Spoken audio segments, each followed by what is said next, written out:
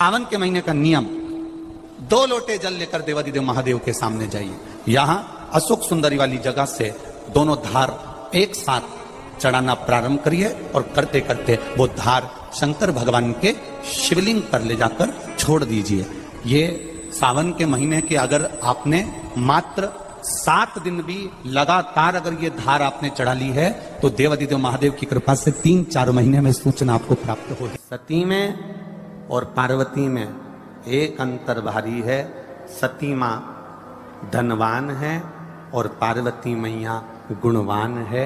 इसलिए पूरी दुनिया में जितने भी व्रत हैं, पूरी भारत की भूमि पर जितने व्रत होते हैं, कोई व्रत लक्ष्मी जी का नहीं है। भारत की भूमि पर कोई व्रत सरस्वती मैया का नहीं है। भारत की भूमि पर कोई व्रत इंद्राणी का नहीं है। भारत की भूमि पर कोई व्रत किसी देवी का नहीं है। जितना भारत की भूमि पर एक व्रत भारी है वो है माता पार्वती जी का। तीज का व्रत करोगे तो पार्वती जी का है, चतुर्थी का व्रत करोगे तो पार्वती जी का है, छठ का व्रत करोगे तो पार्वती जी का है। आप जितने व्रत देवी जी का करोगे नवरात्र में तो पार्वती जी का है। भारत की भूमि पर जितने व्रत हुए नारियों के, छोटी तीज, बड़ी तीज, हरतालिका तीज, करवा चौथ, जितने चतुर्थी के व्रत, जितने तीज के व्रत, जितने छठ के व्रत, जितने भारत की भूमि पर हुए, ये सब माता पार्वती जी के हैं। पार्वती के क्यों हैं?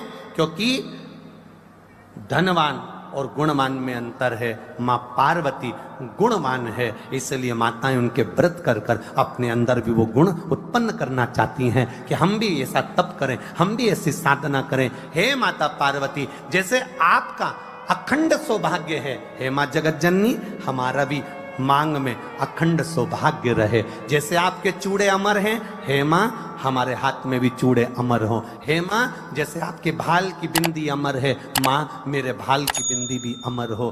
हे माँ जैसे आपके नैनों का सुरमा, बालों का गजरा अमर है, हे माता पार्वती हमारे भी नैनों का सुरमा और बालों का गजरा अमर कर देना। बस इतनी सी कृपा नारी माता पार्वती से मांगा करती है, माँ पार्वती से चाहती है। सूचक वस्तुओं का जो दान करता है वो जीवन में कभी विधवा नहीं होता। महाराज वो 8 वस्तुएं बताई हैं। पहला कुमकुम, दूसरा पुष्प, चाहे लाल हो, चाहे सफेद हो, चाहे पीला हो, पुष्प कोई भी हो। तीसरे नंबर पर है चंदन। चौथे नंबर पर है तांबुल, 5वें नंबर पर है काजल। 6ठे नंबर पर है ईख। क्या बोलते हैं यहाँ पर ईख को? क्या बोलते हैं? गन्ना, ईख। 7वें नंबर पर है लौंग, खाने वाली जो लौंग होती है, लौंग। और 7वें नंबर पर है, 8वें नंबर पर है जीरा। कहते हैं चैत्र महीने की तृतीया तिथि को बिना नमक का भोजन कर कर, सुबह बिना नमक का भोजन करें, एक समय फलाहार करें बिना नमक का, और तुलादान के बराबर एक पलड़े में अपन बैठकर 8 वस्तुएं तुला की रख कर जो दान दे देता है वो नारी कभी विधवा होकर नहीं जाती। 7 जन्म तक अखंड सौभाग्यवती रहती है। अखंड सौभाग्य कार्य करेंगी तो भी सौभाग्य की सामग्री देंगी। सौभाग्य की सामग्री का दान क्यों किया जाए? सौभाग्य सूचक वस्तुओं का दान क्यों किया जाए? सौभाग्य की वस्तुएं क्यों प्रदान करी जाती है, क्यों दी जाती है? उसका कारण क्या है?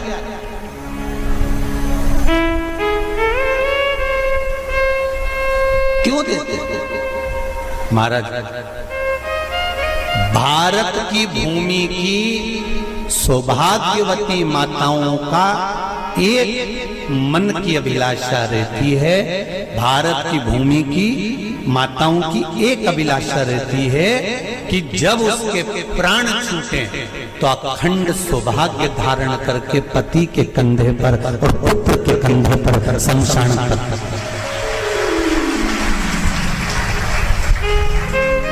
ये भारत की भूमि की माताओं की सोच है, उनके मन का संकल्प, उनके मन का भाव। और विदेश की माताओं का क्या संकल्प होता है? महाराज भारत का एक संत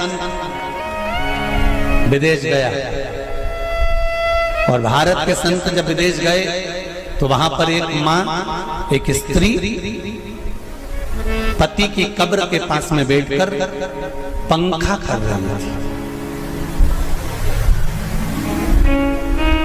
भारत के संत को बड़ा दुख हुआ, देखो हमारे यहाँ की माताएं तो पति के साथ सती हो जाती हैं, हमारे भारत की भूमि की माताएं तो पति के साथ सती हो जाती हैं, पर ये तो विदेश की माताएं तो भारत की माता से भी बढ़कर है कि पति मर गया कब्र के अंदर है तो भी पंखा कर रही हैं।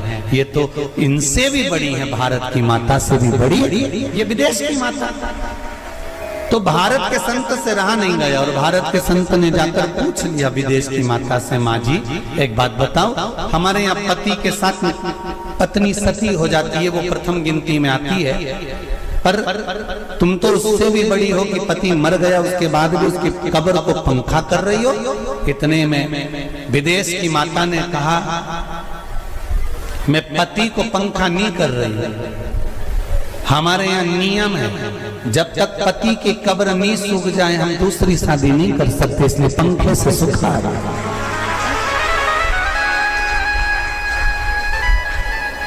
इसलिए पंखे से सुखा रही है।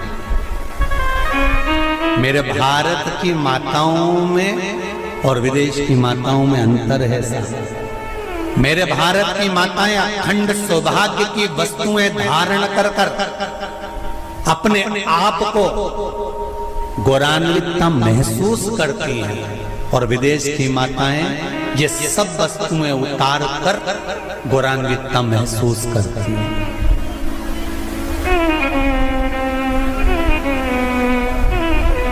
क्यों देते हैं चूड़ी का दान, क्यों देते हैं बिंदी का दान, क्यों देते हैं अखंड सौभाग्य का दान?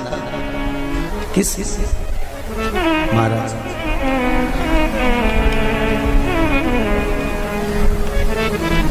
मेरे हाथों में भर भर के चूड़ी रहे, मेरे हाथों में भर भर के चूड़ी और मैया कोई कामना,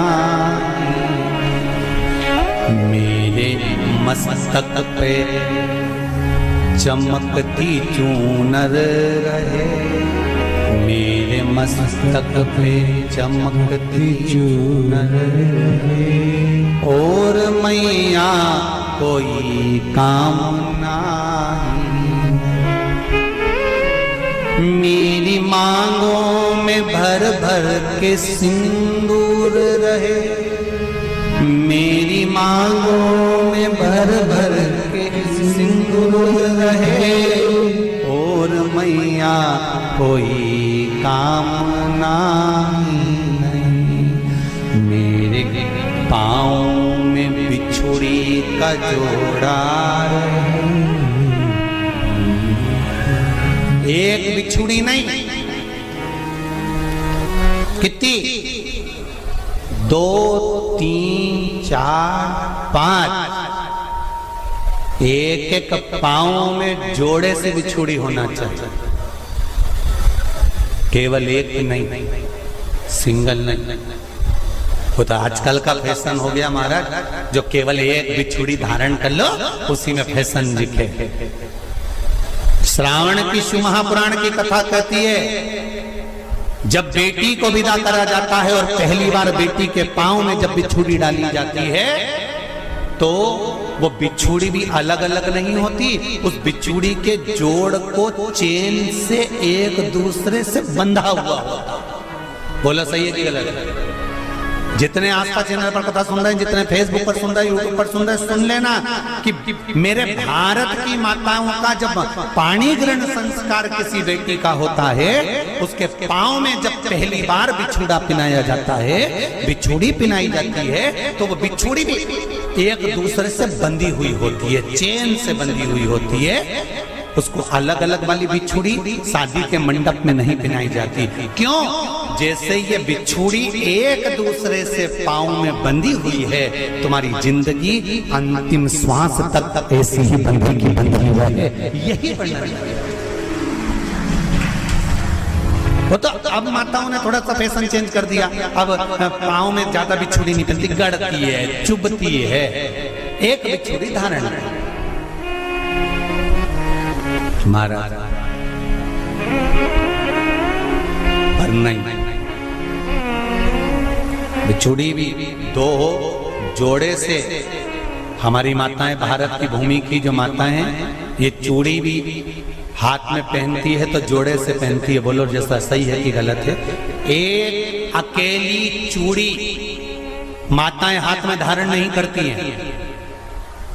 अगर भारत की भूमि की संस्कारित माताएं हैं और भारत की भूमि की सभ्यता और संस्कृति को जानती है तो अकेली चूड़ी नहीं, जोड़े की चूड़ी पहनेगी, 2 चूड़ा डालेगी, 4 डालेगी, 12 डालेगी, पर सिंगल नहीं, अकेले। और सरल भाषा में समझ लो, हमारे यहां ठेले पर लेने जाओ तो जो केले अपन खाते हैं वो भी सिंगल नहीं देते, उसको भी जोड़े से दिया जाता है। 2 दूं की, 12 दूं की, आधी दर्जन दूं की 1 दर्जन। अब अंदाजा लगाइए, हमारे यहां देने का भी एक भाव है। श्रावण के महीने की शिव महापुराण की कथा, जिसका नाम है श्रावण शिव महापुराण की कथा, ये कहती है कि पार्वती जी ने और गंगा जी ने ये चतुर्मास में जितना सौभाग्य का दान दिया है, उनके बराबर दुनिया का कोई व्यक्ति इतना सौभाग्य का दान नहीं दे सकता जो माता गंगा और पार्वती दोनों दान दे रहे हैं।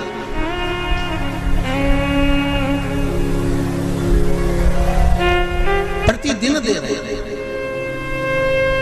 और अब तो फैशन आ गया, तुम लोगों जो सौभाग्य का दान देते हो प्लास्टिक की डलिया में देते हो, पर एक एक पुराण को उठाकर देख लेना, एक एक उद्यापन को उठाकर देख लेना। जितनी तुम कथा तुम्हारे घर में छोटी छोटी कथाओं की पोथियां पड़ी हो, उनको उठाकर देख लेना। उसमें नहीं लिखा कि प्लास्टिक की डलिया में सौभाग्य की वस्तु का दान दिया जाता है। उसमें लिखा है बांस की पिटारी में, बांस की डलिया में सौभाग्य की वस्तुओं का दान दिया गया। क्यों? क्योंकि बांस वंश की वृद्धि करता है, बांस सौभाग्य की वृद्धि करता है, और बांस अखंड सौभाग्य। जैसे बांस का पौधा बढ़ते चले जाता है, बढ़ते चले जाता है, उसी तरह बांस की डलिया में जब दान दिया जाता है, बांस की टोकनी में जब दान दिया जाता है, तो ये भाव रखा जाता है कि तुम्हारा सौभाग्य ऐसे ही बढ़ता रहे। पर अब थोड़ा सा फैशन चेंज हो गया तो प्लास्टिक की डलिया, पर प्लास्टिक